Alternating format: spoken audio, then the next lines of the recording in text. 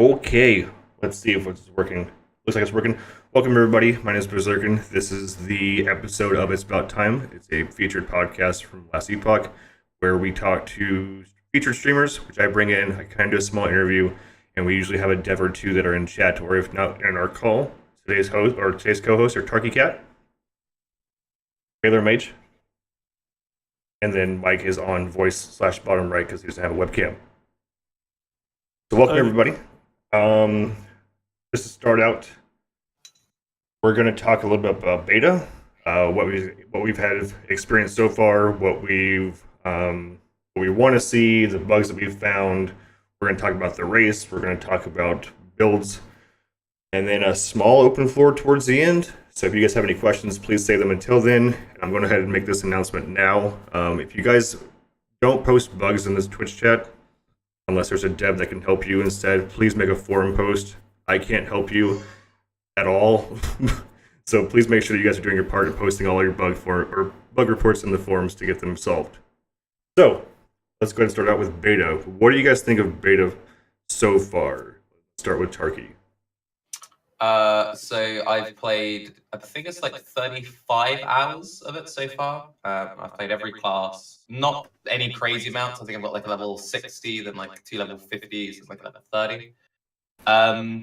I am really impressed and really disappointed with some things. I think the biggest disappointment I had was when I'm like, oh, I can't wait to try this new skill. This is going to be absolutely PogChamp. And then I like spent ages grinding towards it. I'm like, it hasn't got a skill tree. Damn. But other than that, I actually really like it. And I think the skill system for the fully fleshed out skill trees that are implemented is absolutely amazing. I also really like how you get given impactful end game uniques at a low level. I thought that was pretty interesting as well. So you're feeling like you're constantly like building towards something. Yeah, I think that for a lot of ARPGs I've played in this early of a beta, I think Last Epoch's in very good standing. And for me, really, it's just a case of what's the long term really got to show for it. Well, just like everybody is apparently quite low.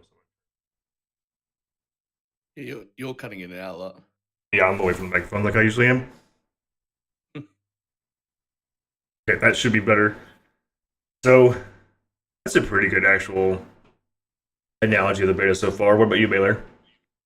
Why is there an echo? I don't know. We don't hear it.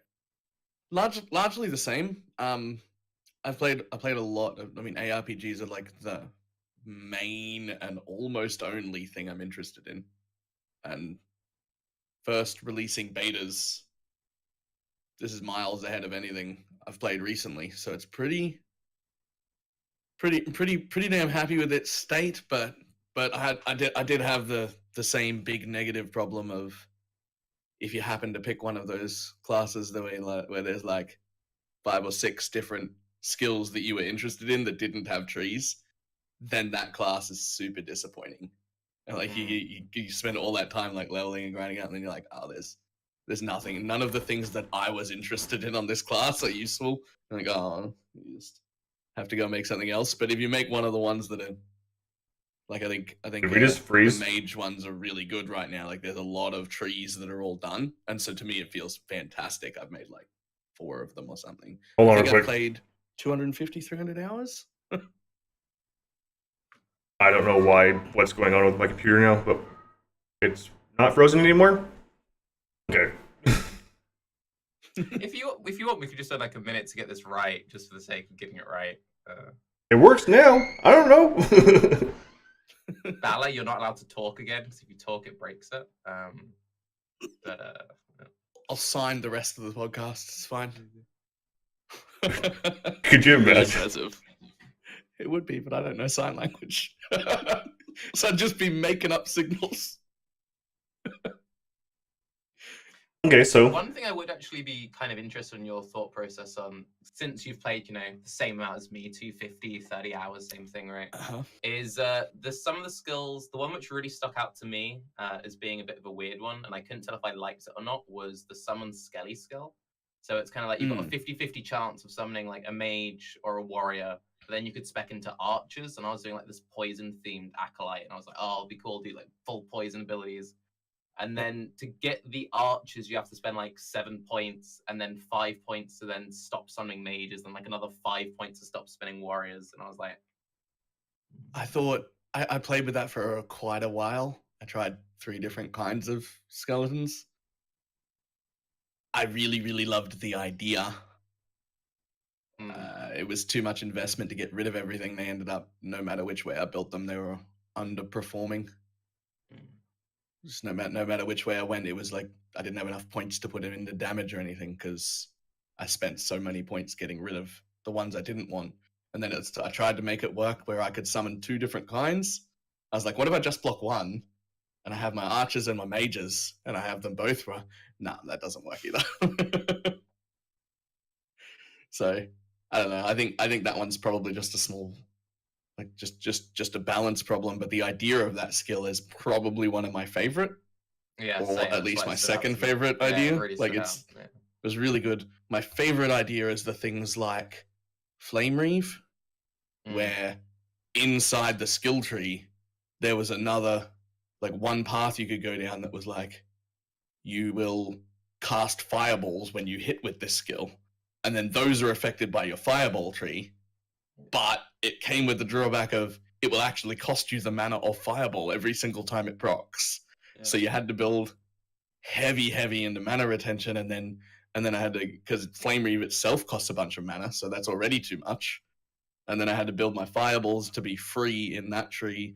But I don't know, I thought those were really, really interesting, having it be able to proc another one of my own skills. Those were my favorite by far. I remember trying to make that exact build work, and I'm like, this is so cool. And I had the, like, I think it's called the Humming Bee, the really fast sword, and I'm like, this is amazing. And I'm like, and I'm out of mana, pog. So, yeah, that was cool. I managed to get pretty much 100% uptime. I can attack pretty much forever, but it took a pretty decent amount of investment and rotations of my 2 little cooldown abilities that give me mana back perfectly, and if I screw them up, I'm done.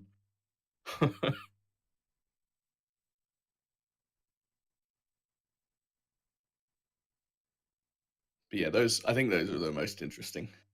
The ones that have several completely different paths that just change the skill entirely, and the ones that proc other skills are both right up there.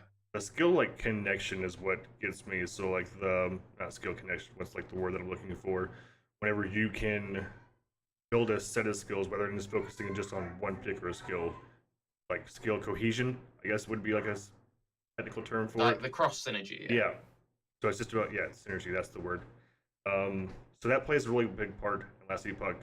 From what I've seen compared to like Diablo 3 or Path of Exile. Path of Exile, you guess with movement skills, I would guess. Just you're trying to clear as fast as you can. But what makes it different for me is that you can, with the current skill tree in place, the synergy maximizes your overall damage and defenses, and then slightly mobility too, like with Warpath and stuff like that, to where you can kind of clear like the monolith arena more efficiently, I guess. No, I would stand by that. Like, as someone who's been PoE main game, only game since it came out, I've been playing since like beta, it's like 2013. I've got like all the random merch and shit like on my desk. The skill system in Last Epoch is way more interesting in my opinion. So that's like, that alone is kind of like why I'm interested and why I'm on this podcast in the first place. If the skill system wasn't there, I'd be like, if the massive part of your game didn't exist, it was fundamentally a completely different game, I wouldn't really be interested. But it's like that alone is kind of like where I'm like, okay, this I think has some potential. Yeah, if you abandon the biggest draw that looks like it's taken the most amount of work, then it would be got far rid less of all of interesting. the things that I liked, I'd be far less interested. It's actually funny. The way I came onto the team was a post on the Diablo 2 subreddit about a hypothetical skill system for a game that doesn't exist yet. It was just describing this skill system, and I'm like, that sounds awesome. I want in. I feel like I want the full story to that. Like, That's pretty much the whole story.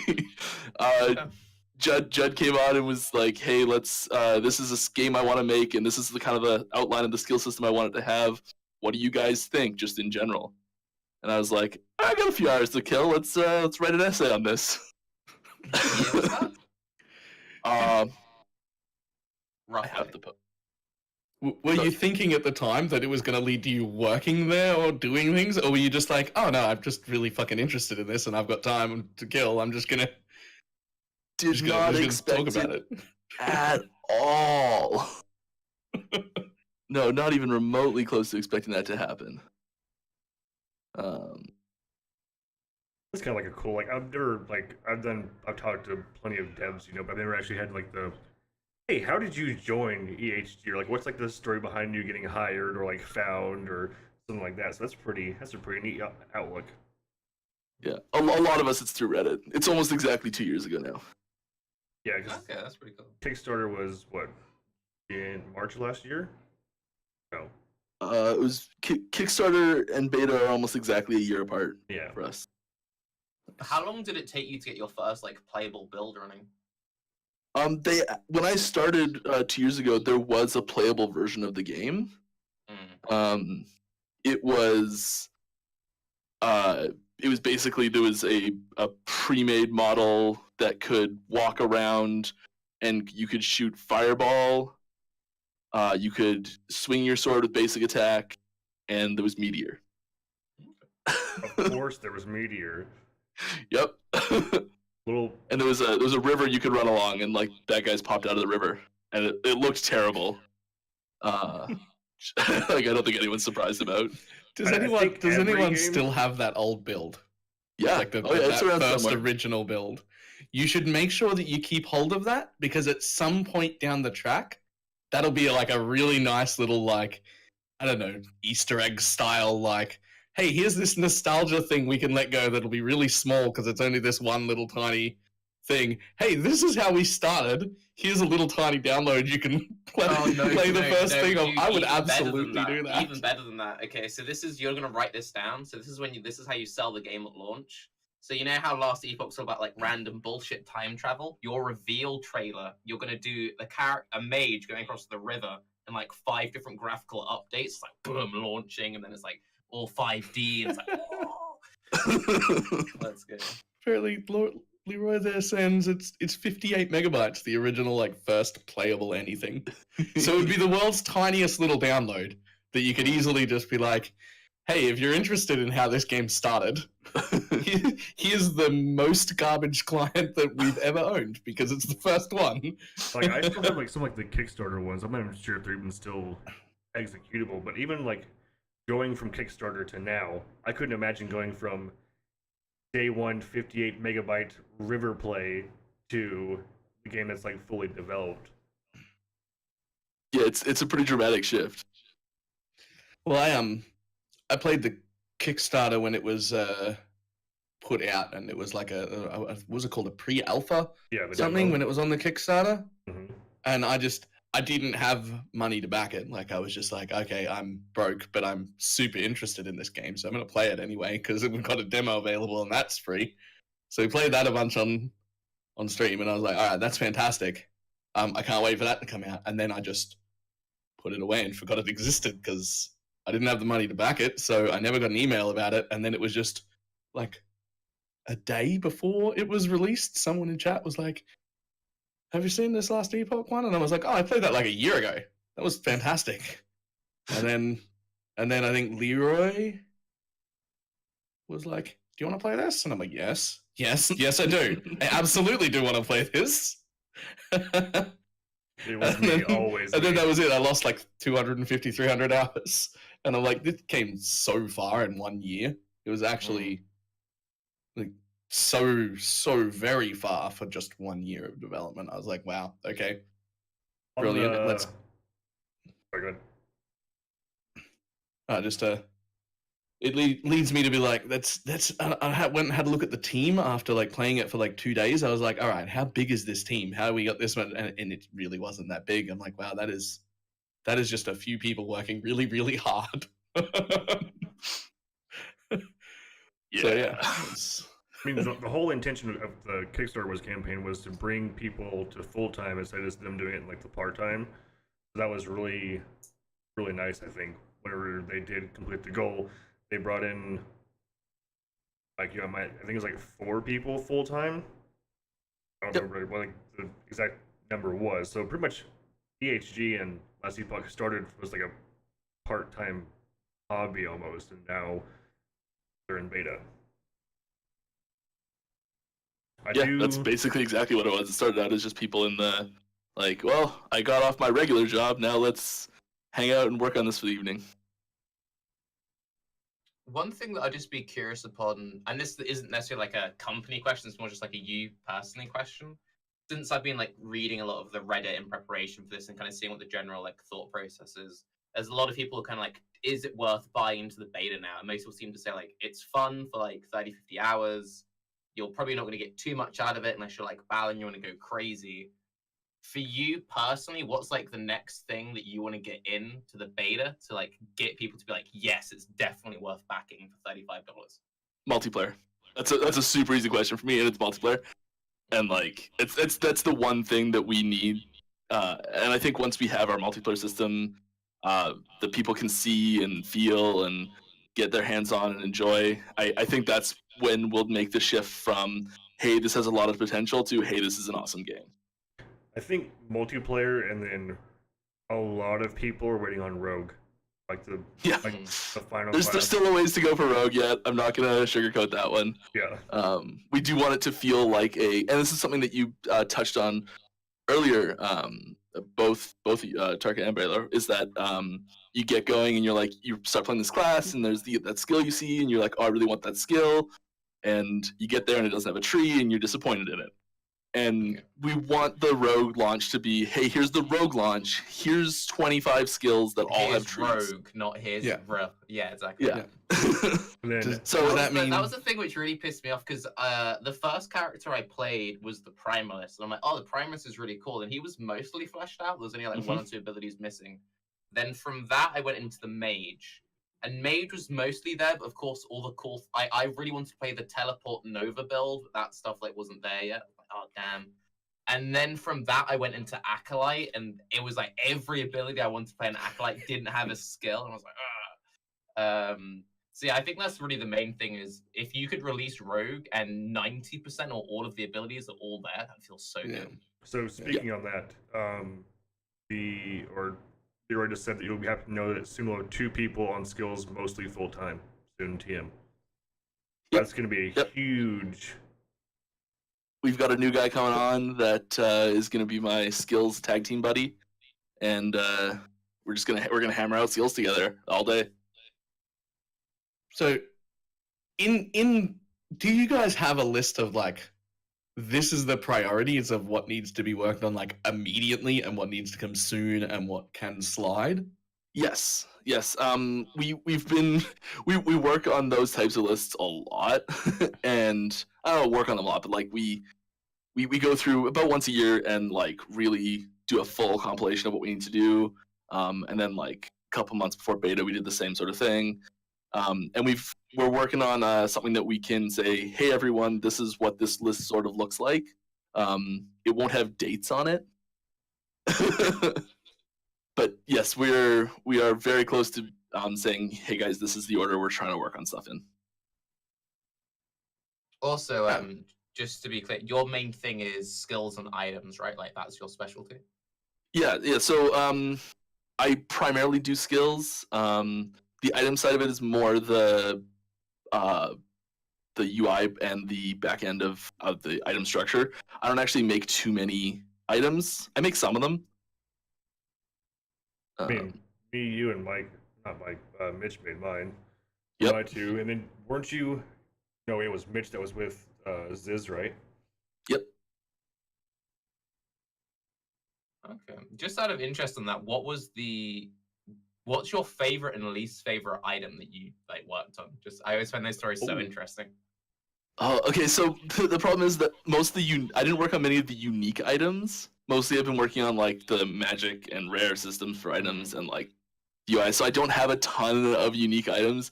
The favorite unique item that I have worked on is the shield that Berserker and I made. And it's not quite finished yet. There's a few things we're going to do to it still that are going to make it feel a little bit more fun, like the like a unique model, and eventually, and like Which shield is that? it's Soul go ahead. Western. the called Soul Bastion. It's the one that absorbs the souls and then releases the curse Yep. AoE. Yep. And it marks yourself and other targets, and I think it's really cool getting skills on items like that where you can either you can play it on a acolyte, and then you have Mark for Death, and you can use Mark for Death with harvest synergies and things like that, and don't have to have Mark for Death on your bar, or you can put it on another class and get Mark for Death in a class that shouldn't have it. So I like things like that. I like items that interact with skills for sure. Yeah. My least favorite, I think you said least favorite as well. My least favorite is the boots that shock you because they've just been such a pain. Well, didn't somebody, it was Solid FPS, made the teleporting Ellie Nova build that had to have the boots in order to work correctly for him. Yeah. They are really cool items, and I think they're gonna evolve a few more times before the game's out, and I think they'll be really fun and awesome. We've just spent so much time on them. That's fair. So, Also, one thing which interested me, just because it's a lot of devs seem to feel very passionately about it. So this game has set items. What was the thought process behind that? Because I know GG, for example, hates set items with a passion. Yeah, so I my biggest background for ARPGs comes from Diablo 2. That's the one I played the most. Played them all, but that's the one I played more than anything. And I mean, set items have a special place in my heart there.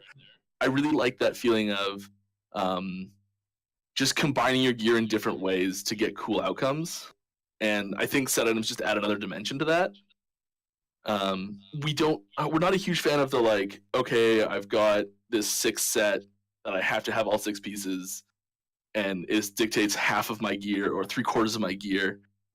So most of the sets you'll notice are very small, and we're trying to keep them small. And it's almost like there's that moment of I got one half, and I'm looking for the other half to complete the set. And I really like that. It also helps newer players, I think, find things that work well together, because they'll go, oh, here's 2 pieces that are clearly caster, 2 caster rings, and you're like, great, this goes together. I'm going to play with them, and it's going to work well. And there's not a lot of learning that needs to happen there.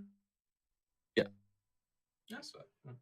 Yeah, that's good. I've always disliked set items when they're 5 or 6 pieces, and you're like, well, that's now 3/4 of the people who are going to play mage just look exactly the same on all of their gear.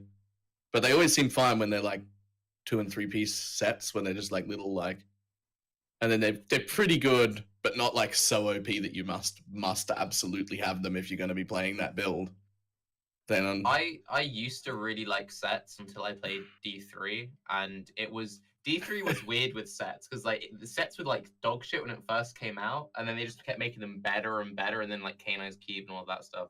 The thing which really killed it for me, when you're oh, I love these braces, these feel so interesting, unique, and or you have that one helm that you want to use because it's a cool helm, but then you're I can't use that helm because the set helmet is so much better, and sets are so broken I have to ignore 90% of the really interesting uniques in this game, and that's what kills sets for me personally. Yeah, and that's why that Ring of Royal Grandeur season that they did was so great. Yeah, but I mean, even with that, you can always do a lawn build, but I don't like games that are focused specifically on sets and set items just to maximize your damage. That's the one thing that dropped D3 off, for me at least, was just if you didn't have your full set, then you were pretty much non-existent in damage. Yeah. I think it's also someone in chat makes a really good point, because another thing which is really cool about this game is you have a really interesting crafting system, and that'd be the other thing which would worry me if sets ever did become so broken in this game that people stop using rares. Then it's kind of this massive, really cool part of your game is worthless. Yeah, I will say that crafting is so fun. Thank you. I do really appreciate that. The end game, the goal for sort of broad picture goal for item gearing for top geared characters, when you're I am perfect gear. I mean, obviously you'll never get perfect, but my build's done or whatever. You should have a rainbow of gear. So you should hopefully have a couple uniques, maybe a set or 2 item, and a few rares. Maybe there's a legendary in there. There's just there's different things that should be mixed up in there, so it's not one type across the board. That's the goal. That's really reassuring. Yeah, that's cool. Yeah. And I'm sure there'll be some builds where it's I use no uniques and it's awesome, or I use all uniques and it's awesome, but for the most part. Yeah, the standard thing will be to have a bit of everything. Yeah. Yeah, no, I think the crafting system was the first thing that I realized in the beta that I was like, okay, no, I'm actually really, really, really into this. Like, I'm like, this is actually fantastic, and I keep making quad max tier items and still getting really excited about it, but then I break the next 20. And the only reason I've got like 10 quad items is because I've broken 200 or 300 trying to get them. And I'm like, that's fine. It's fine. Yeah, there's a lot to come in the crafting system too. Still, like there's a lot more stuff that we're adding in. Can you give I was us some just gonna examples? say quickly, the dumbest thing that made me like excited for this game, and it really is the dumbest thing, was when I went to make my character, and there's the line of the characters that move forward, and I'm like, yes, I missed this. So good, dude.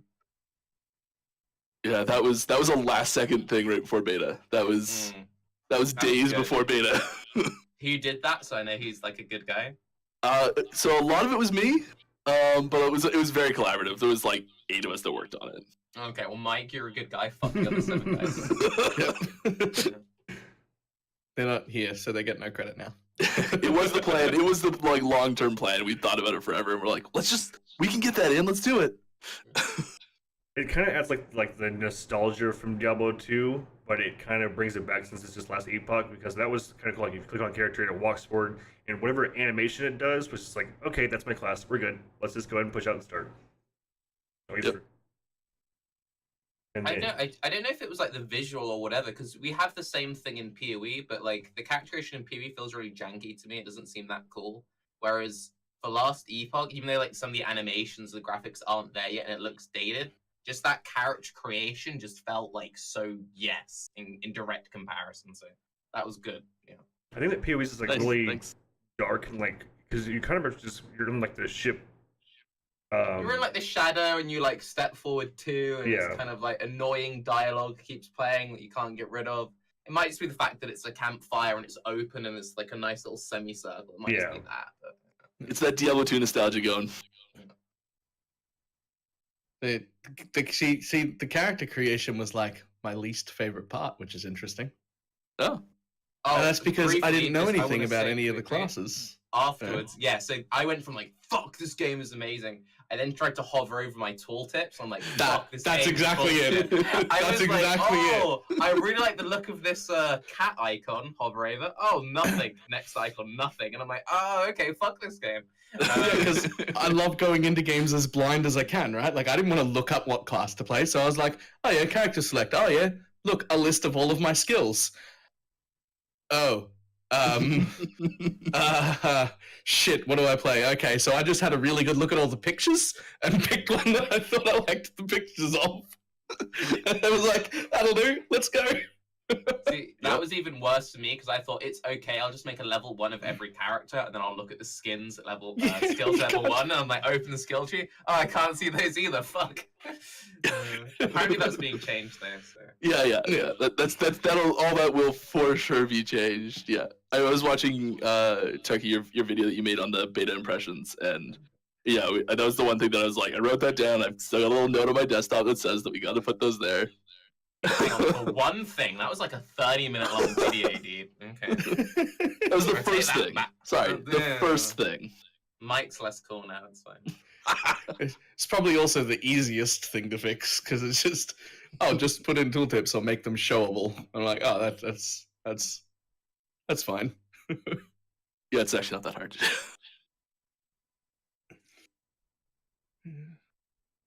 I'm gonna go ahead and post that in the Twitch chat. If you guys want to go see Tarky's impressions of Last Epoch, you guys are more than welcome to.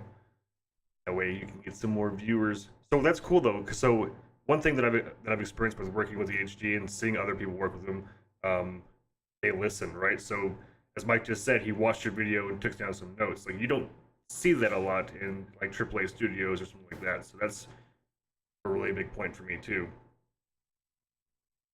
So Oh yeah, no, like I've spoken to Leroy a fair amount, and I think he should be paid like whatever he's being paid or not paid should be triple. So if he's being paid nothing, still pay him nothing, but like with extra zeros on the end. He's a really cool guy, and that was another thing which made me like very interested. It's just like everyone I've spoken to who's been involved with it, it's like, oh, they're clearly passionate. And of all like the games and all the companies everyone I've spoken to is kind of like, you guys remind me a lot of GGG, and that's a very good thing. And I think that's always going to be like the best thing and the worst thing about you is that because there are those similarities there, people can be like, yes, but because those similarities there, people always be like, fuck this game, fuck this, and there's always that, you know, really toxic. They don't listen to like me. We had that for the longest time with Diablo, and that's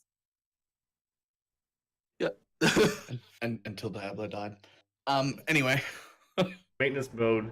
So what suggestions do you guys have that you would like to see implemented in beta? Don't say multiplayer, don't say rogue. Oh my god, how long do you have? We don't I've have got that my sort of notepad out. time. I can type real fast. Okay, so I want to take like 5 minutes per person roughly. That seems that we can kind of shrink down like a brief analogy or a brief summary of like what we would want, I guess, you know. 5 minutes enough for you, Baylor? I mean, you can make your own YouTube video. Yeah. I think one of the best things, this is also be coming from, so there's another game I've been playing a lot of recently, Risk of Rain 2, and I was completely new to that, and they did a roadmap recently. I think it says a lot when you always know what the devs are going to be working on. So the fact you say, like, we have this, like, priority order list, the more you can kind of pump that out, and even if stuff isn't ready, just like, oh, we're close to, I think for you, everyone's like, your communication is great. I would just lean super hard into that communication. Otherwise, I would say the main thing is just going to be finishing out all of the skill trees, so I can go back and play the Acolyte ability, which is like Righteous Fire. I had the poison circle around me. Yes. It's like so cool, and I'm like, why can't I play this? It looks awesome. I tried really hard to. Yeah. Like I buffed up so much, but I got it to the point where I could maintain it, and it still just wasn't good enough, and I had to invest so much everywhere else because it didn't have a tree. I'm like, no, it looks so fun. Now, I'm not saying that there's not the skill tree for that open on my other monitor right now because I was working on it an hour ago, but See, like stuff like that, even if you were to just like tweet out a picture of like some rough stuff, that's enough to make people go, oh, and like keep them hyped for a couple more weeks and just kind of like. I mean, there is a sneak peek channel in the Discord that sometimes you guys use and sometimes you guys don't. Just saying. Yeah, we probably should use it a little more. That's one thing I would say, and this is one thing that frustrates me a lot with PoE, and you guys, I think, will have the same problem, is how we get all of our news from Reddit. It annoys the hell out of me that like the main website doesn't get touched and everything's through Reddit, and I think I can see you guys going the same way because it's such a good tool to stay in contact with everyone.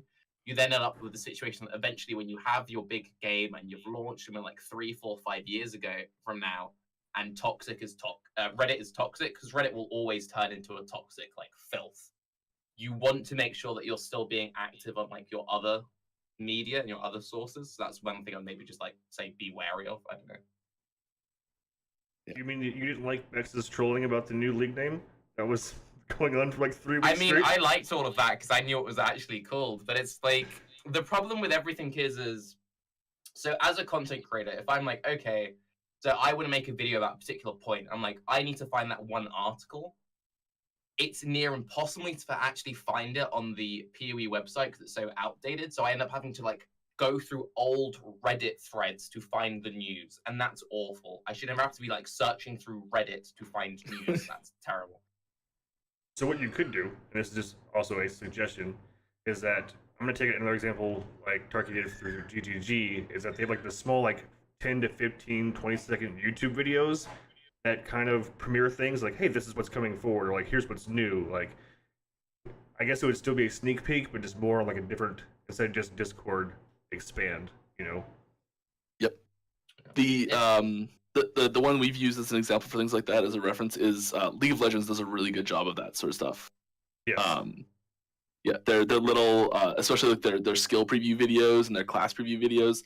Those little videos, sometimes they're up to 5 minutes, sometimes they're 30 seconds. They do a fantastic job of those. It also saves you a lot of time as well, because so there's anyone who doesn't know PoE, they've got a guy called Mark who's a genius. He answers the same mechanical questions every single day, every hour. He's constantly replying in random Reddit and forum chains. So if someone, I'd be like, oh, how does this ability work? Someone chat's like, oh, Mark confirmed it in this thread. And then it's such a mission to find the information because there isn't a proper source for that all to be there. And it's been something we've been begging for years, but it's just like they've got so many other things on their plate that they can't get to it. So I'd say while your guys are still in that like earlier development, and it's like, because that's the thing as well, is what obviously you're working on like loads of stuff, but it's like you're working on loads of stuff which is this big rather than working on stuff which is like this big, and going back to step one is much harder. So while you can go back, you know, Leroy saying you're game directors or web designers, that's a good sign. But I would say definitely focus on that. Yeah, he is. That was his old job. Yeah. So that was my 5 minutes. Yeah, perfect timing. Most of the things I'm really interested in or really want to see happen, I know are coming. But the one thing that always sticks out in my head is like wherever in the list, no matter how close to the top of the list, getting working skill trees for skills that already exist is not high enough. Like I think that should be like number one, and they don't have to be properly balanced. They can be readjusted late. Like it doesn't matter. To have something in every skill is huge, because like I know, and I've got a relatively small audience. I'm sitting in 30 to 50 viewers most of the time, few hundred over the course of the day, and I personally know at least 12 or 15 people who played one class, got halfway up, and they picked the wrong class. And then the things they wanted to do didn't have trees, and they were like, all right, I'm done. I might come back in 6 months' time when stuff is done. And then the people who, the larger majority of them, probably, 70% of them, that picked classes that were mostly finished, they all had a good time.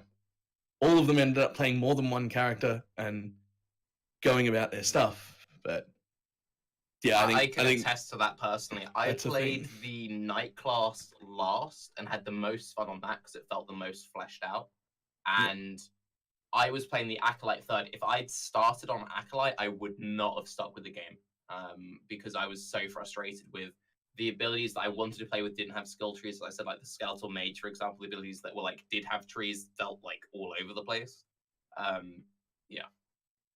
But yeah, I think just having them out, even if they're not in proper finished states or they're not fully, balanced the way you want, just having them as quick as possible would be my number one, like right up the top, because they're just basically at this point I've run out of builds to do. Yeah. Now I know I've probably played a lot compared to the majority of people. I think I've made like 7 or 9 YouTube videos about last epoch so far, 5 or 6 build guides or something. And I've played a lot of other builds in the middle that just didn't get build guides because there wasn't excuse me, so there wasn't enough like in that class for me to be like, okay, this actually feels good, I can suggest it to people. It was like, oh, if I invest enough in my gear, I can sort of make these 2 abilities work together, and now I've got 2 abilities and a movement skill and 2 open slots where I might as well just have nothing because... See, but that's the trick though, Balor. So now what you can do is you can make like 20 videos of different permutations of this time my movement skill's on 1, but in this video my movement skill's on 2. It's really great. Yeah, but that's probably like everything I really want, I already know is coming and getting worked on. That's the thing. I really want the multiplayer. I really want all these different things. I really want like the clunky inventory feeling to go away. But I already know all these things are getting worked on. So there's nothing like the only thing that I have that I really want to focus on is getting out some version of a working tree for everything as quick as physically possible. Actually, one thing which would be pretty big, and you'll probably think like we're working on it. I feel like one thing which would be really awesome, and I'm sure it'll be there eventually, is having a end boss or some kind of like something to strive towards. Because currently there doesn't seem to be like that much of a goal. So like, let's say you're in Balor's situation where you're like, okay, I've tried most of the builds now. I'm just waiting for you guys to add new things. Since you only have the monoliths, which are fun, but you're not like it's not like you're going to chase like the Atlas tiers and the arena, like, yeah, sure, there's a number 500, 600, 10,000.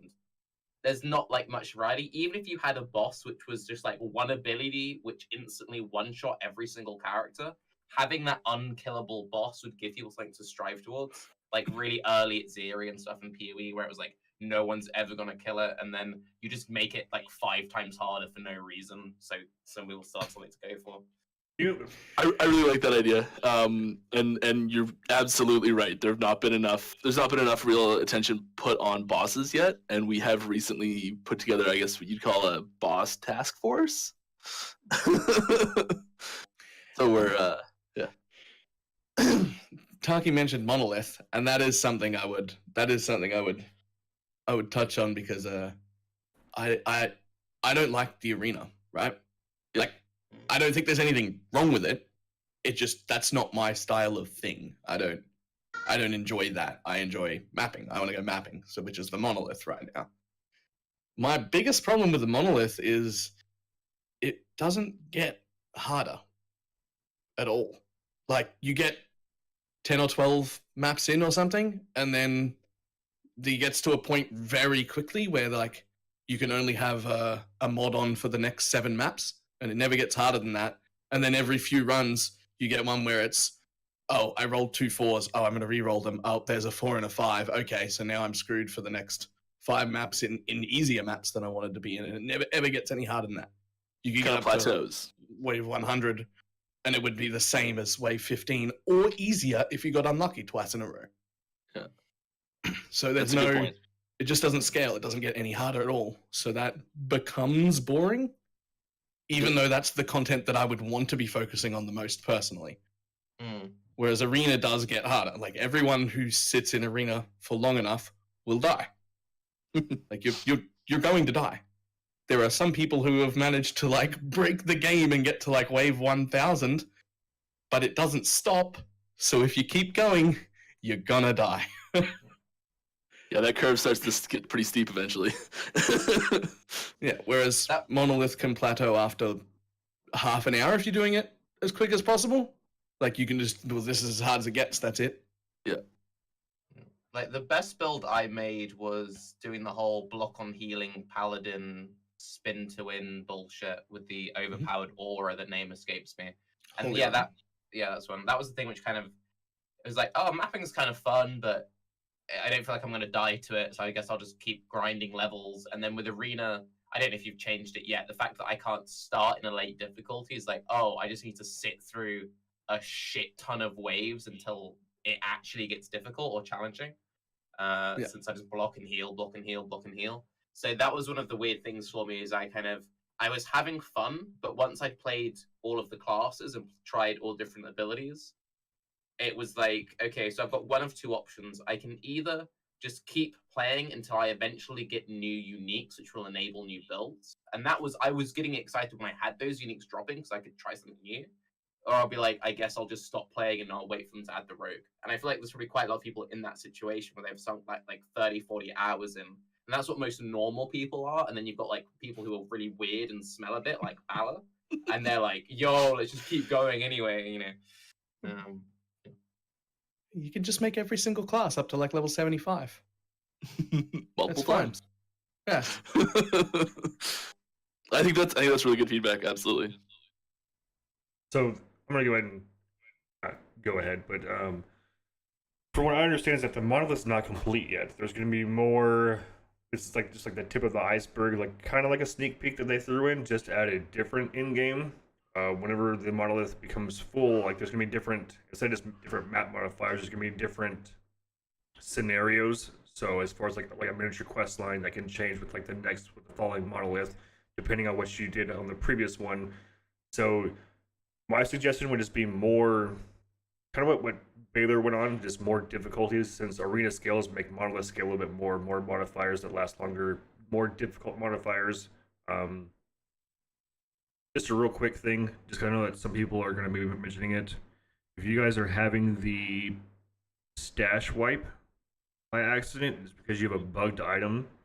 Pretty much you just need to go in and figure out what bugged item that you have, drop it, and then reload. Your stash should be fixed according to Crash. I'm not sure if that works or not, but I know I've seen it a lot in the forums. That's just one of the solutions that was posted in one of the discords. As far as suggestions go, definitely more difficulty. You will reach a plateau.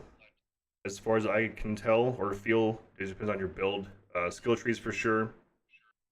Even like small ones, kind of like Arky said, just like kind of like, or it might have been Baylor, just throw them in. If they're overpowered, but just give us like the skill with like 2 branches, right? So just like get us started like per patch, because the patches come out what, weekly almost.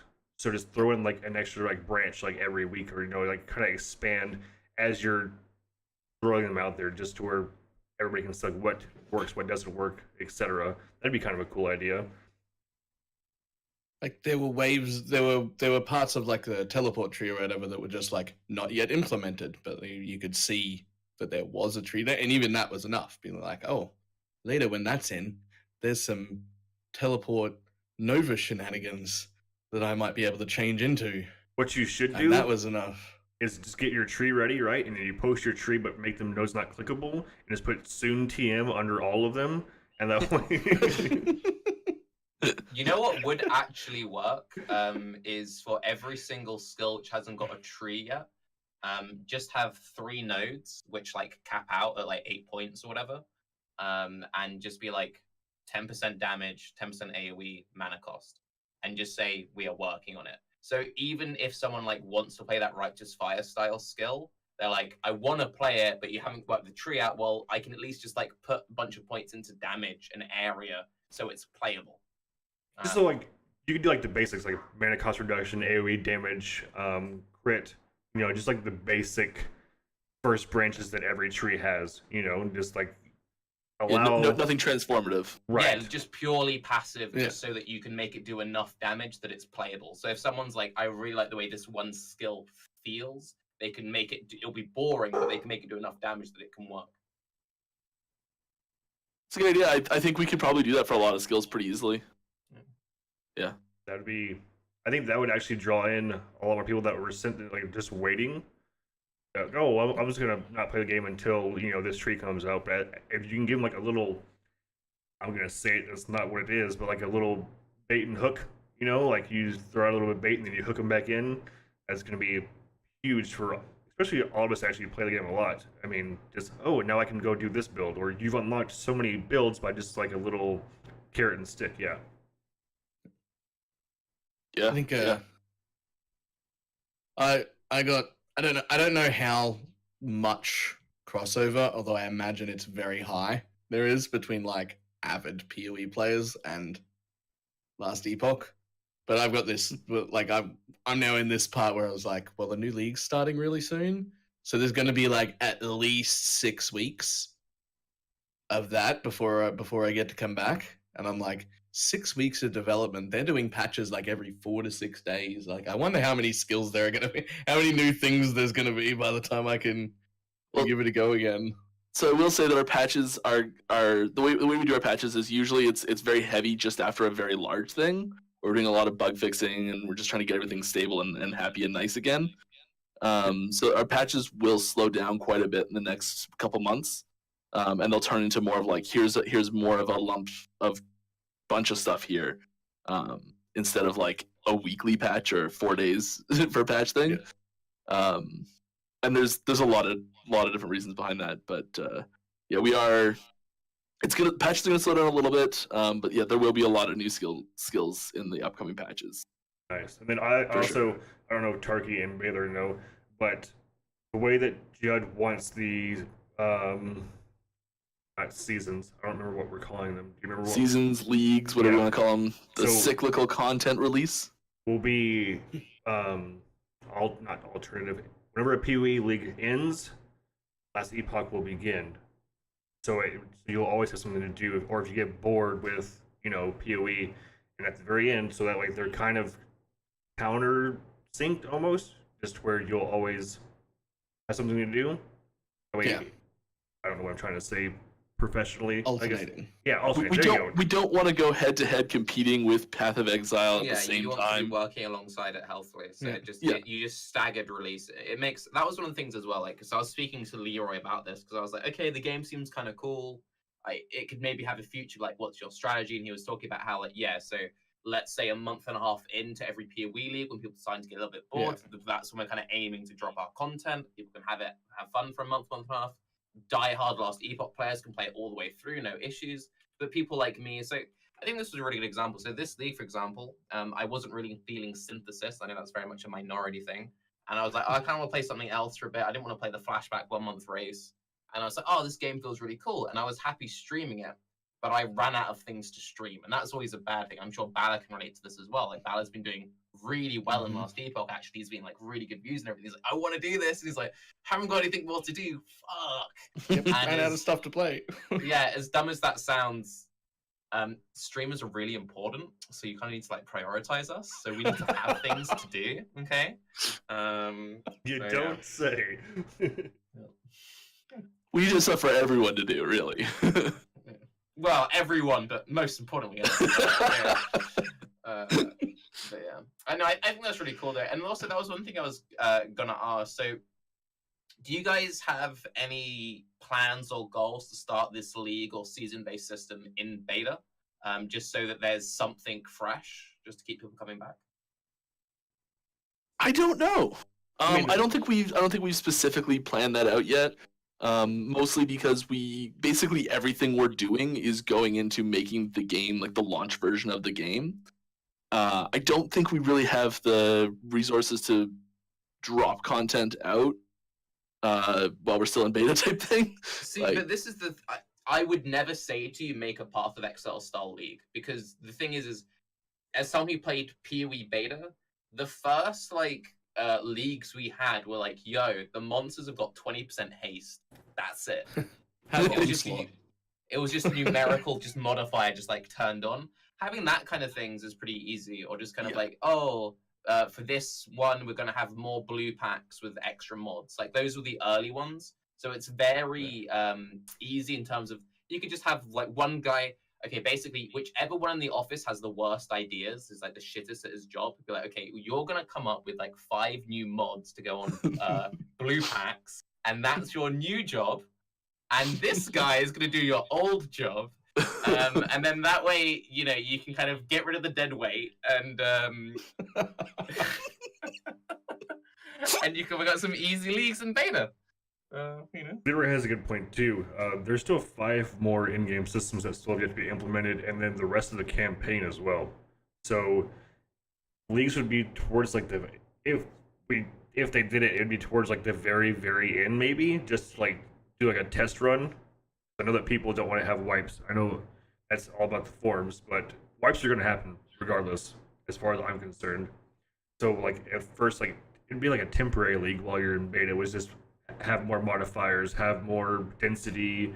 You know, like could we just have like a league built around just pure density? Like that's just strictly it. You just can't move. Just for every instead of just upping like the size of packs, it's just for every pack that exists, we're now spawning a second one in the map. Just straight up doubling everything. The problem with that is coming off it. That would be horrible. Yeah, that would. Everyone would only want to play that. Don't ever do that. Don't actually do that because you could never take it back. But I don't know. I think it's just as one of those things because it's quite frustrating from being in the point of view of like really wanting to playing a game, but like feeling like there isn't. Even if you literally just did like a 1 week or 2, this will be when once you have multiplayer in, because then you introduce the economy, which is this whole other thing. So maybe wait till then. But when multiplayer and then the economy starts forming, that seems like a really obvious time to be like, hey guys, we're just gonna have this 1 week server that's up. The mobs will be like 5% faster or whatever, like meaningless thing it is. And if you want to play it, you can. And then if you want to just stay in the normal like standard and mess around with your old items, you can. And then it's just something to kind of get people going, because that was one of the really early draws to me when it came to Path of Exile, was those small, like, I mean, you don't have to do races, but it was those early races and seeing streamers, and that's a very easy way to, like, bring people in. So if you're Balor and you're like, oh, I really want to stream more Last Epoch, but there's nothing for me to stream, and then suddenly, oh, there's a fresh reset for a week, so now I can compete to see who's the highest level mage or the highest level acolyte. And suddenly that's like a constant buzz, brings people back in, and you know. I tell you We what I'm really looking like forward to. You go. we do really like things like that. Like the 2 races that we have done, both were tons of fun. And I think really, really healthy for the game. And I agree that we will benefit a lot from having events like that happen. And you're right, they won't be transformative things and probably just small, like, tweaks. I think that's smart. Yeah. Sorry, Baylor, go ahead. So the thing that I'm looking forward to the most about there being a multiplayer is actually getting to play with friends, which is different from what I do in other ARPGs. Like in PoE, you don't just play with, if you've got friends that play PoE and they live in the same region as you and everything is fine, you still can't just like go and start mapping together. Like you need to build builds that have support and carry because the game moves too quickly. You need, bringing a friend with me usually equates to one of the 2 of us chasing the other person around a map because whoever's faster kills everything and the other guy just like runs around picking up loot. That's it. That's all. It's useless. You might as well not be there. Whereas the pace of this game, even my fastest character isn't one-shotting everything. Even like my most broken thing I've made so far that probably is going to get nerfed still isn't moving so fast that any other character coming along wouldn't help. And so that really excites me because that means I don't have to have complementary builds. I don't have to. Obviously, if we do, it's going to work better. But it does just mean if we haven't built them together and we're on at the same time and we're like, oh, we really like to play together for 2 or 3 hours, you just can, and it will still be okay. And that's the bit I'm looking forward to the most, is being able to actually do party play that isn't just, well, if you've made a support, you can come with me, and if you haven't, I don't need you. Get out of my party. So kind of like Diablo 2, Diablo 3 style party play, as pretty much as close, because you're right. PoE is just somebody's gonna be an aura bot or a curse bot or just a loot grabber while you're clearing the map. What I liked about Diablo 3 and Diablo 2 was that you all had to achieve a goal. So there was always like a boss at the end. There was always a goal at the end where the enemies were hard enough to where you just couldn't have one solid DPS. I'm curious, how quickly do your computers blow up doing like parties in the arena on your like test stuff?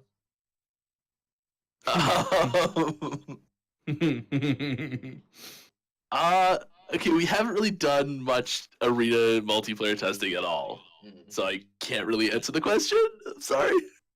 Because it's like the arena is like the best place for multiplayer to work, but it's like the place where it would work the least because it's like so much density in such a small place. It's like, ooh.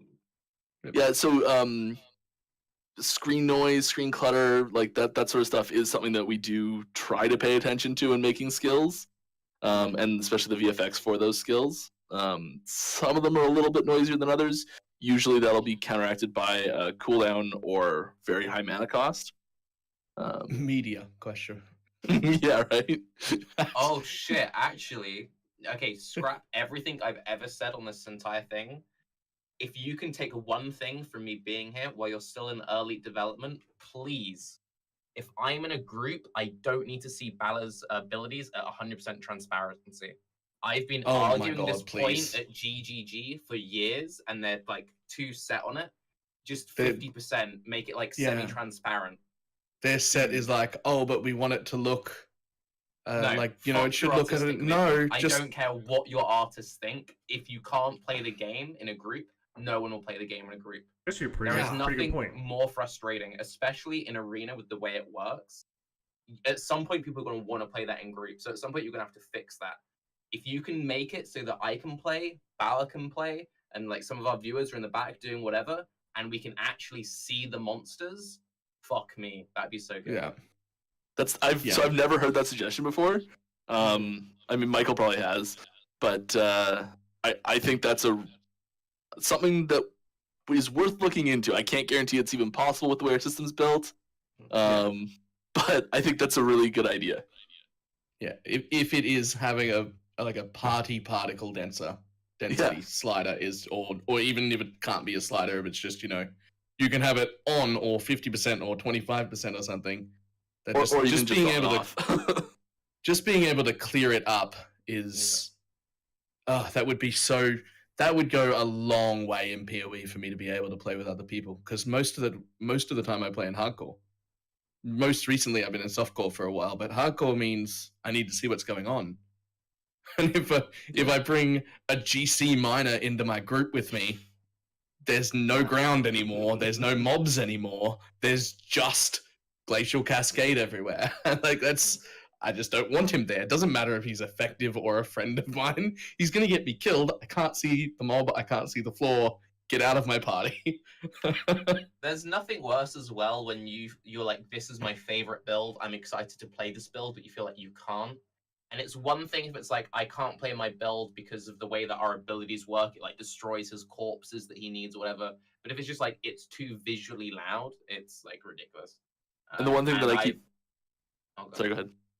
I know, I was just gonna say, like, if you're like a Meteor Mage and you're like, that's your favorite build, that's the only build you want to play, and you've got like 4 people who all want to play that build, then you're never gonna play together because you just wouldn't see anything, you know? No, Yeah. what we could do is that we bring back Infinite Meteors from Kickstarter with multiplayer, and then all of your screen is just giant meatballs everywhere, because that's all that you can see. Because back in Kickstarter was that with the negative mana, as long as you had 1 mana, then you can cast Meteor. So you would sit there and just spam Meteor over and over again with a whole bunch of projectiles. Just get 5 people to do that, and that's perfect. You would melt your 270s, you'd melt your 280 or your 1080 Ti's, and we just move on. So I do remember playing like Diablo 2 again, like back when I was 12 or whatever, and you get into a game and someone's got like a fully decked out Skellymancer, and you're like, oh, so I guess I won't have any frames today. Because you just, the frames are gone. Just lags out everyone because he joined the group. So yeah, I feel you on that for sure. Just make sure that you buy up shares in video cards so that as you destroy people's computers, you're making money on it. It's like how GGG, everyone knows that Chris puts all his money into SSD shares, and that's how he's getting the real. Yeah. Yes. Yep. So, just to push forward, we're going to talk about the race winner. I'm not going to go over his entire master plan. If you guys want to see it, if I could have Tarky or Balor or Mike post it in the chat, because I can't bring it up on mine currently. He provided us a brief / 4-page summary of what his plan was, how he executed it, what he learned from it. Just to kind of give you an insight. The race winner was, and I have his name right here, was Twinkle Nut. So if you guys ever do see him in the Last Report Discord or in your channels, be sure to, congratulate him. He did a pretty good job. He did a very good explanation of all of his testing, his cycles, what he saw. He actually included like what he saw other people doing, where he could learn from them. So it's not like a spy. He's just seeing what works and what doesn't work for his own benefit. He only had like a 3-day notice of the race before he went to go practice, essentially. So that was pretty interesting to me. I talked to him quite a bit. He seems like a pretty interesting guy. He was supposed to be here, but I didn't want to pressure him into anything. So that was pretty cool. We talked about builds slightly. We're going to do like a quick... I know Baylor's talked about the builds that he's done. Tarky, you've slightly mentioned the builds that you've done. The builds that I've done so far, I'll just do a quick explanation. I've done the bear form, which needs a tree to push anymore, just because I'm kind of stuck. It's kind of like the ultimate plateau. I've done that one. I've done the Viper Strike poisoning. And that's pretty much the only 2 that I've actually like tried to min-max. The other ones I've kind of just experimented on, like the Alienova teleport. I've done an Alkalite with the minions, but minions will never be up to par to me because they're not strong enough, or they're not tanky enough. Intent, fix that. Tarky, what build have you done? So the most broken build that I've done, and I don't know how I did it, it was my mage, and at some point while leveling, I got a dot that persisted through death that I couldn't get rid of. So I had the fire shield, which shot out fireballs when I took damage, and that was it's pretty good synergy if you're always taking damage and you're always shooting out fireballs.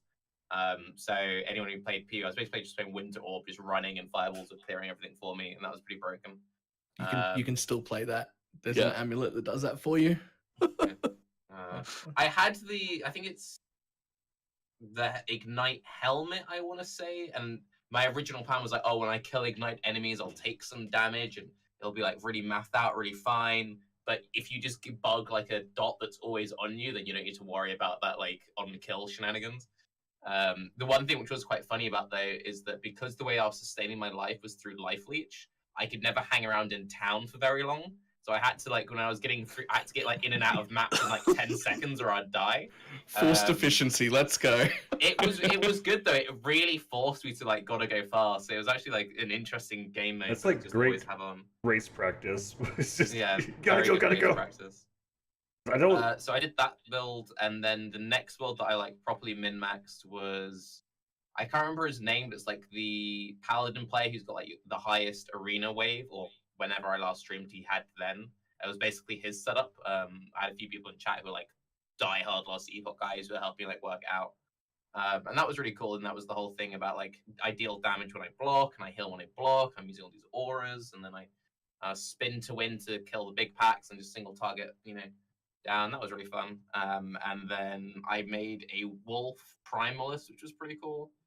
And then for the Acolyte, I tried really hard to make Acolyte work, but all the abilities that I was trying just didn't quite feel right. Wandering Spirits, which is actually referenced, the racer mentions it. Wandering Spirits is such a cool skill that it just kind of doesn't ever really take off the way you want it to. And I tried really hard to make that one work for me. But yeah, so those are the builds I've tried out. Awesome. Baylor, if you want to give a quick description of your 5,000 builds, you're more than welcome to do so. Yeah, nah, I've played everything. That would take way too long. The ones that were really, really good, the ones that are good, all have build guides on my YouTube. So if people want to check them out, they can do that. But yeah, mages and all versions of mages are my favorite. I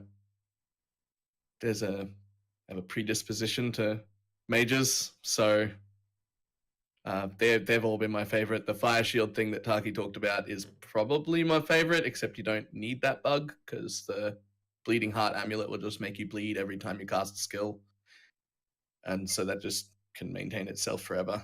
That one's I don't see that lasting. That's gonna get going. It felt like it should be slapped on the wrist a little bit. That's gonna get going for sure. I'm glad you're already at peace with that. Yeah, like I only got to arena wave like 200 and something because I got bored because arena's not my thing. Like it's just not my thing. But I was still just like running around with like 5,000 ward because I never had to stop to attack anything, and all I did was just run around and generate. I never got hit, and everything was still getting one shot, and I was never getting hit. I'm like, this is just a matter of how long can I continue repeating this arena? That's how high I'm going to get. Just how long can I manage to stay here? Is that on your YouTube? What is... yeah. It is on his, yeah. Okay, I'm going to go watch it, and then I'm going to have like a stream to where I just AFK for like 8 hours and just let it just do its thing, and then we're just going to see how it plays. Well, you have to keep casting. That's the problem. Oh, okay. Dang. That was one of the things as well that I had with like the block paladin thing. It's kind of like it seems it could just be a case of where the balance is at currently, but it's like all the best builds I played, I never really felt like I was being challenged. It was just a case of as long as I'm slightly awake at my keyboard, I'll be okay. So yeah. But yeah, I think that's gonna get nerfed. I don't think my flame reeve build, it already got hit. I don't think it made any difference. I think it's gonna get hit again. I think the Holy Paladin's gonna get hit. Basically everything that I've made a build video guide on, they all deserve to get hit. All of them. it's gonna like come. A part I'll of just go through balancing, YouTube here a few days. Be The like actual taking down notes. solution for that is they're just going to copyright strike Balor on YouTube. Just delete the channel, but they don't need to learn the skills. Easy fix.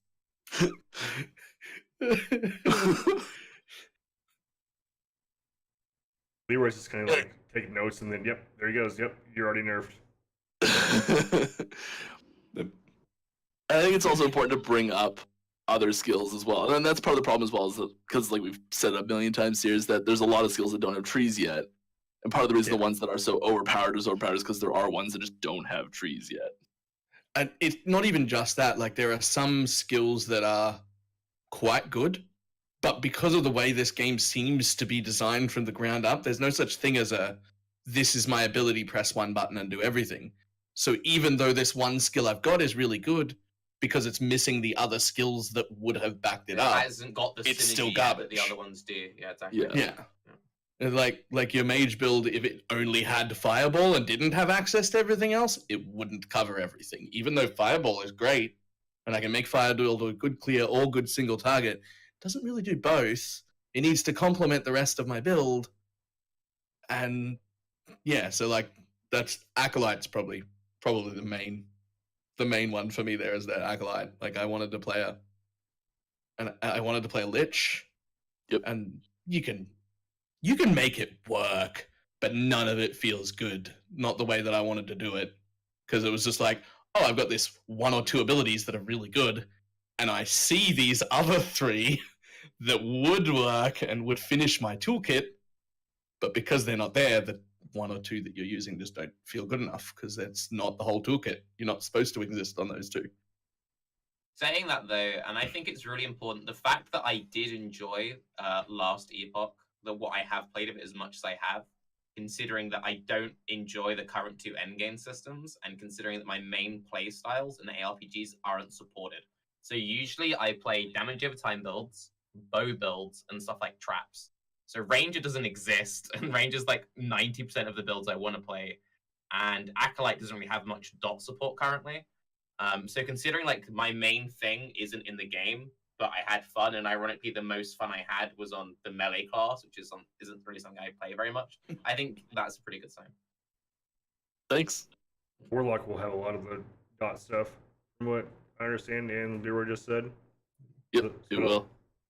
See, what's going to happen though is Leroy's going to send me like a really excited Discord message like, dude, you can stream our game, we introduce a Warlock. I'm like, sick, and I'm going to blame my Warlock, and then none of the Warlock abilities have trees yet. I'm like, fuck. That's what Surprise! And so what I said for Rogue, same thing applies for Warlock and Rune Master. When it gets introduced, they'll be introduced with a bunch of skills that have skill trees. Yep. Yes. Yep. Yep. I honestly Rune Master, think, I'm to be excited honest, about. you should probably just have like a fake patch which comes out 30 minutes later, add the skill trees, but just to fuck with people, introduce it with no skill trees just to freak people out. That would go over so well. See, this is the difference. As someone who hosts podcasts and messes about on Twitch, I get to mess around with my viewers. It doesn't really like do anything. Whereas it's like, yo, you need to tank your company. It'll be so funny. Yeah.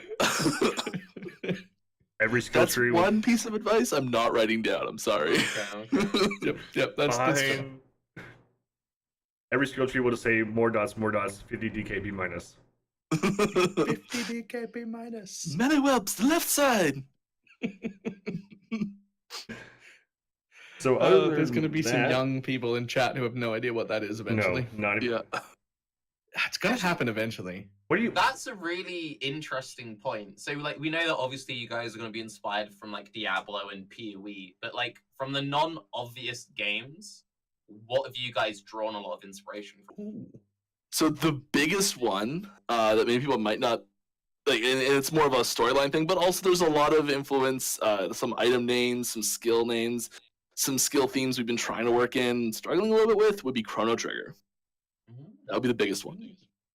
Yeah, that's the sort of the overhead of the game is like Diablo 2, Path of Exile, Grim Dawn style RPG meets Chrono Trigger. That's sort of like the overhead, like one sentence view. I like all the other games we play, like League of Legends. I'm sure seeps in there lots because of the it's a very similar style of like moment to moment gameplay. There's a lot of similarities there, and other MOBAs like that. So like Here's a New Earth, Here's the Storm, or not Here's the Storm. The other HOTS. No, it is Here's the Storm. Yeah. And Dota as well, of course. So like things like that. Lots of us have played a lot of those games. I know I used to be a very competitive raider in WoW, like server What first. class, And dude? Warlock. Oh, okay. Yeah, Warlock was my main. I had every class except for Mage and Druid at like rating capabilities at the time. Yeah, we played way too much. It was bad. I think everyone played way too much, right? I think everybody, yeah. I mean, WoW is. You either didn't play or you played way too much. Those are the only two options. Yeah, it was like, I'm gonna take the day off today. I'm only gonna play 8 hours. Yeah. 15 hours later, what time is it? Yeah. Do you want to hear a really responsible story? So what I used to do is I had a shitty laptop, and I would leave the house, and then like make a big point of loudly closing the front door, and then sneak back in, climb into the loft, and I would sit and I would play WoW in the loft on my laptop, and instead of going to school and stuff, and then I'd make a point of like very loudly opening doors and I was saying, "I am home from a day at school now, mother." And you know, and she knew, didn't she? she knew eventually, but yeah. Did you ever get caught like red-handed? Like she just like walked up, like, "What are you doing?" Oh, I got caught a few times. They were always pretty funny when they happened. There were also times when I was like, I played a lot of LOL when it was in like early beta when I was like 16, 17ish and stuff. I'm 26. I think that timeline lines up. But anyway, I was like young teenager, whatever. And I would make a point of like, okay, I've got like class and school tomorrow, so I should probably be like sleeping. But the people I used to play with were in the States, and I'm in London. So at 4 or 5 in the morning, I'd be very secretly playing LOL until we lost the game. I start like screaming down, like, "Fuck you, dude!" And then it's like, wait, hang on, I've just woken up. Oh, yeah. So if you've ever been in that situation where you hear someone in TeamSpeak being bitched at by their mum for waking them up at 5 in the morning, and it was in early like League of Legends, that was probably me. So That's fantastic. I love like That's backstories like this. It's always interesting to hear like what people have experienced like their gaming lifetime. You know, Is that I had from about I want to say about 13 onwards. I just did what I wanted. Nice. Because my parents realized that I was already doing what I wanted, regardless. And I gave them the option at 13. I'm like, listen, you can know where I am and what I'm doing, or you can not. But I'm doing what I like, regardless. And so they were like, "Yeah, we'd rather know where you are." And so I never had to sneak around to do anything. I just did everything I wanted whenever I wanted from 13 onwards. show off. Nice. Given complete. that makes a way Anonymity. like less interesting story than Yeah, Yeah, playing in the it's- loft there. So. Yeah, I just got to play for 14 hours a day because that's what I wanted. But saying all of that though, if we do have any young kids watching, stay in school because all of these ARPGs involve way too much maths, and I wish they told me that when I was in school because I would have actually paid attention during maths class. maybe that's where Carv gets like all of his knowledge from, right? So like he's probably like some like, He university actually paid attention. university Yeah, like went to math school. professor, and now he's just like, "Oh, I'm just gonna turn everything that I learned into all my game mechanics." And if you ever want to make games in the future, you have to be really good at math too. Yeah. Yeah.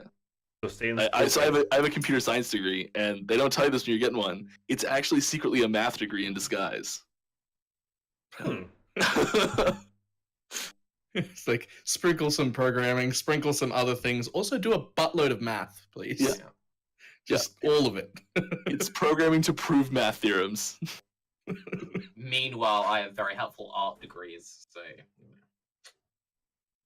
All right, so we're gonna not close. We're gonna sit here and pretty much just talk like we have been for a little bit. If you guys have any questions in chat not pertaining to bugs or multiplayer or rogue that you guys want us to answer or read throughout, you guys are more than welcome to. And I appreciate everybody coming out. We're just gonna hang out for a little bit while we answer your questions and just talk about our stories as far as I'm concerned. Mike, I have a While question they for you. try and come up with a good question, sorry to talk over you, I'm really curious, when you were raiding on your Warlock, what for you was like the best patch? Like what was the build and the spec? Okay, so the primary time that I rated WoW was Wrath of the Lich King. That was the heyday for us. We the the one that I remember the most, and like I still have like one of the 4 videos on my YouTube account is like us is from my point of view of us getting server first for Tribute to Insanity in the Grand Crusade, which was the 25-man hard like heroic mode without ever wiping for the Grand Coliseum. And what like we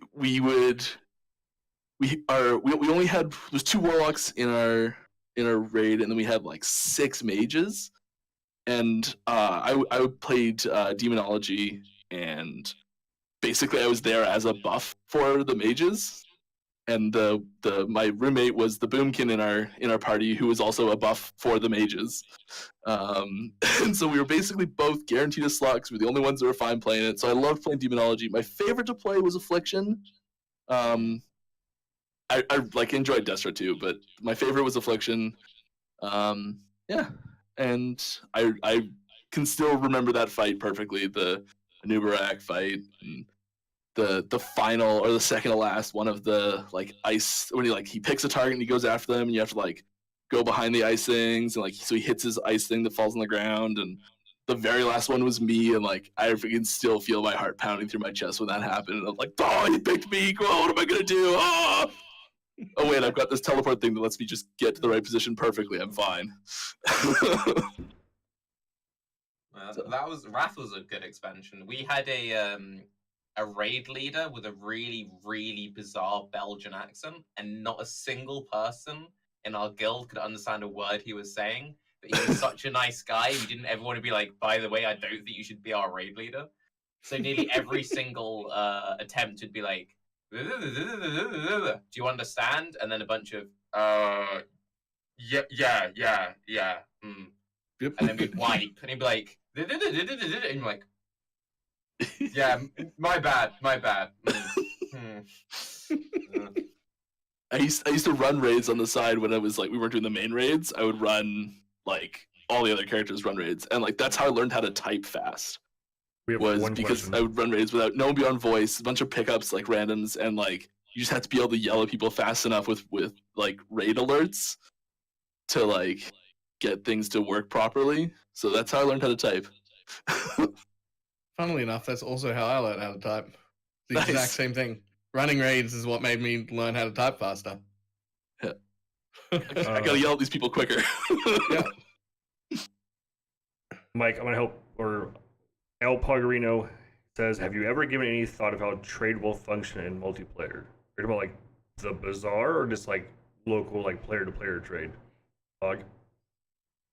We've given tons of thought to this a lot. We have had dozens of very lengthy discussions that were like, we'll talk about this for an hour.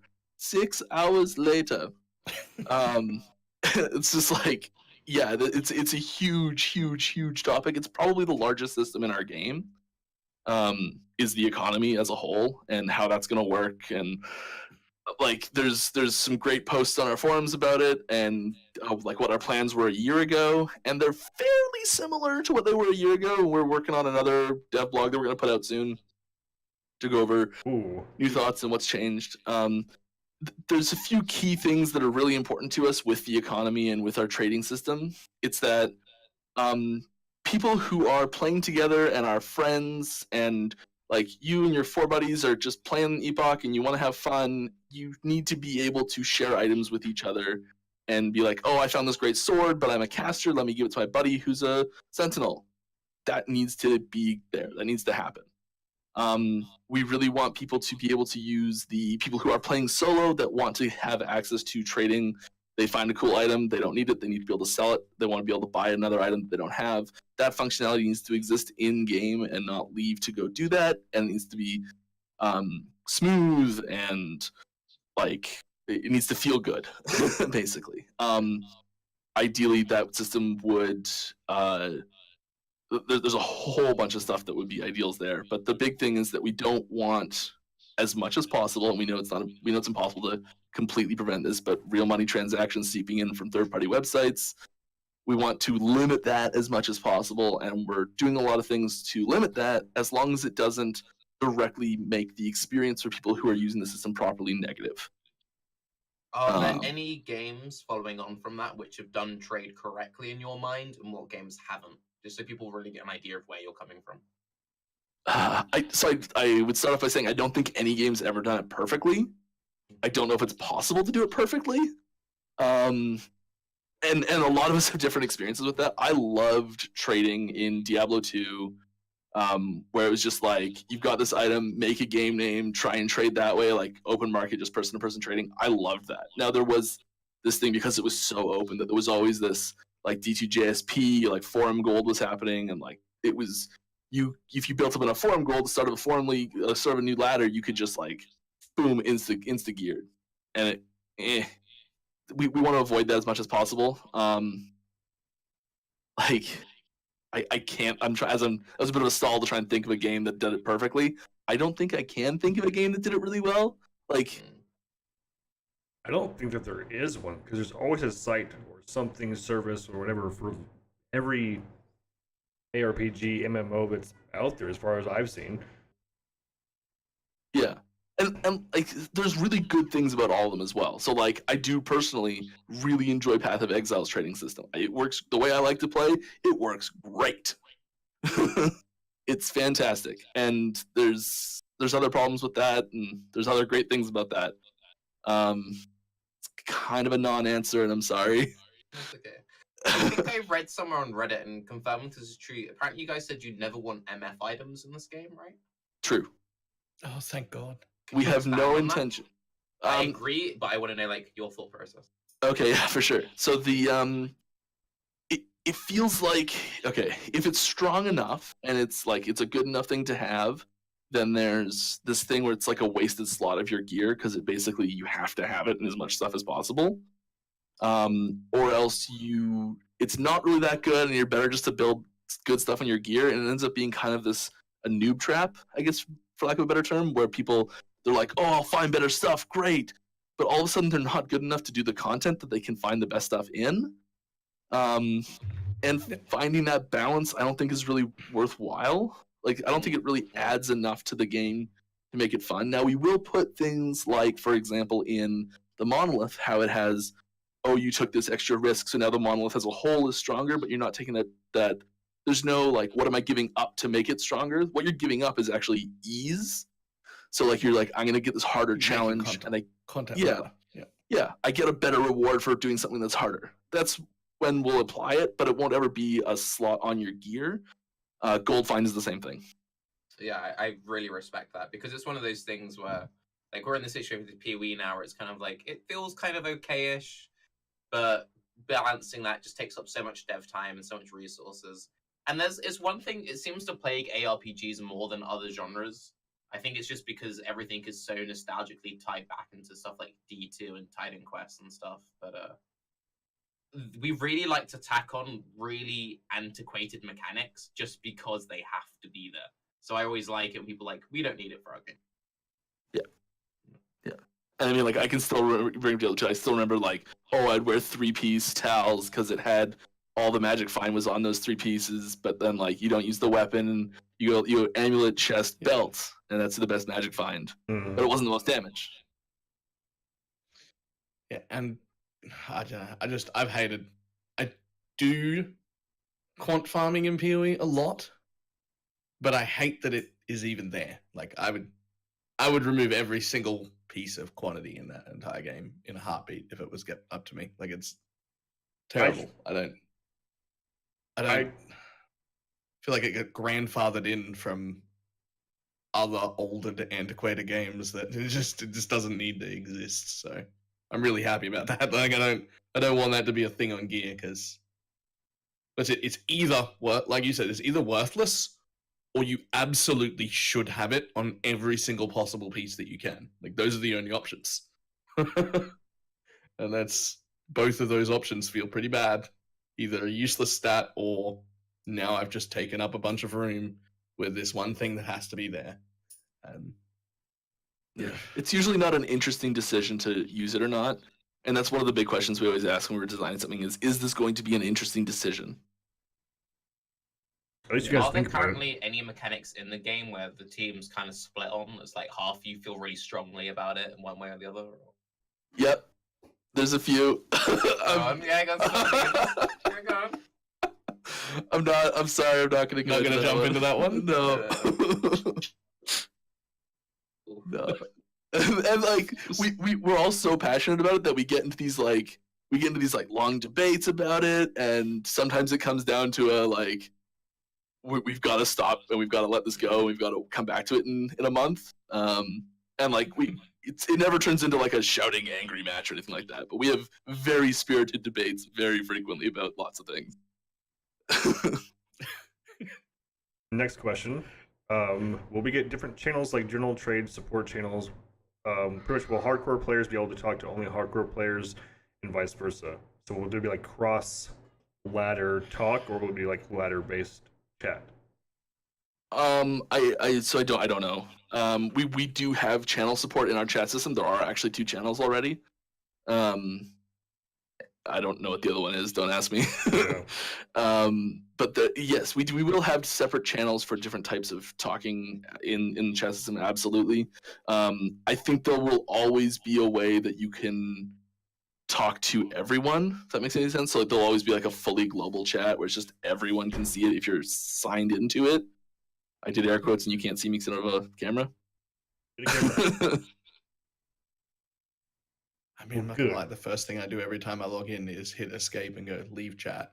So do I, but That it's doesn't just like a affect me at all. streamer thing, I think, because I don't know, like there's a lot of trolls and a lot of toxicity in a whole bunch of global chats, PoE, Diablo 3, whatever it is. So I just don't want my channel to see it and then play off of it, because if they see something that I don't, and then it could be TOS or it could be something that we can't control on our end.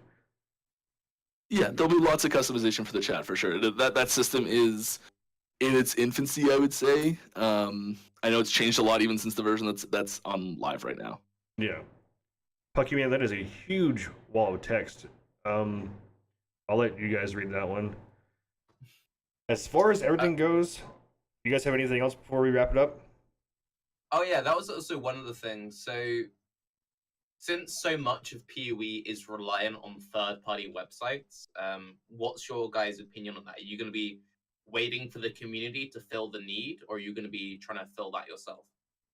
I think it depends. We'd like to do it as much ourselves as we possibly can. However, there's certain things that like we just don't have the bandwidth for, and if someone in the community does it really well first, we'd probably just let them keep going, type thing. And that's a really hard one to answer as a broad spectrum thing, but lots of things that third party stuff's used for, and I'm going to use PoE as an example, is trade and path of building. Those are the 2 big things, and we do want those 2 things to exist as utilities in the game client itself, ideally. So like speccing out your build, the plan is to have a planning mode where you can like just pick how many points, like level 85 simulation, just put your points in whenever you want, and then just like save it as a string, and you can send it to people or save it, and it'll like you can share it in the game client itself. That would be the system we'd want to have. That system hasn't been started yet, so not even a soon TM on that. But that's the goal, is for things like that. I mean, I'm sure there's lots of stuff that people will make awesome websites for, and they're gonna be great tools. Eventually, do you guys like have plans for like tradable? Like, do you have APIs you could give to devs if they were like, "Hey, we want to make this project. Can we like get your info and stuff?" Or yeah, we are building it with that in mind for sure. It's not available and ready yet, but it is being built with things like that. Being prepared. Yeah, That's good. There's I don't like the heavy reliance we've got in PoE on third party trade sites and whatnot, but I do like that it's a thing we can do. Like it's always good when like some developers in some games will go like against that. They will actively make it harder for the community tools people are making to be used. And I know I always get very confused by that. I'm like, they're doing things that help, that your people want. Why would you not want to just make that as easy as possible? The only thing I could see us going against in a situation like that is where someone's like, "Here's a tool that helps you cheat." Yeah, well, that's different. That's a little like left field. Yeah. All right. I think that was a pretty good podcast. I appreciate everybody coming out. Thank you, Tarky and Baylor and Mike, for showing up today. You guys are greatly appreciated, and I'm sure that we'll talk after and then get some more stuff going. Thank you to all the viewers, all the followers. Be sure to follow each and every one of us, Tarky, Baylor, myself. Nova's in here. He's another official partner. Geo just started streaming. Catmasters also a streamer. I'm just looking through the list of all who's in here who's actually a streamer. Be sure to give everybody a follow, support. Other than that, you guys have any closing comments? Thanks very much for having me on. Mike seems like a cool guy. Follow me on Twitter. I'm happy with that. Yeah. Hey, it's been good to be here. Mike needs to get a webcam. But other than that, very Mike, lots of fun. I will buy you a webcam if you can afford it. Just let me know. I can afford a webcam. I will go buy a webcam. I promise that before I do another one of these, I will have a webcam, and it's going to be awesome. Okay. Fantastic. It'll be a good one. I've actually been doing research on webcams a lot, and I know the one I want to get. C920. That's all What are you getting? Okay. It's the Logitech something or other because I have it. C922. Yes, I think that's what it is actually. That's what I've got two of right now. I have Okay. a Yeah. It's 920, the yeah. basic. Every single streamer uses either the C920 or the C922. Yeah. I've got both. So yeah. Yep. That's it. That's the one. Yeah. Alrighty. As a closing, I had a ton of fun. Thank you very much for having me. I love doing these. And yeah, I'm stoked to make this game. I'll see you guys next time. And thanks for coming out. Bye.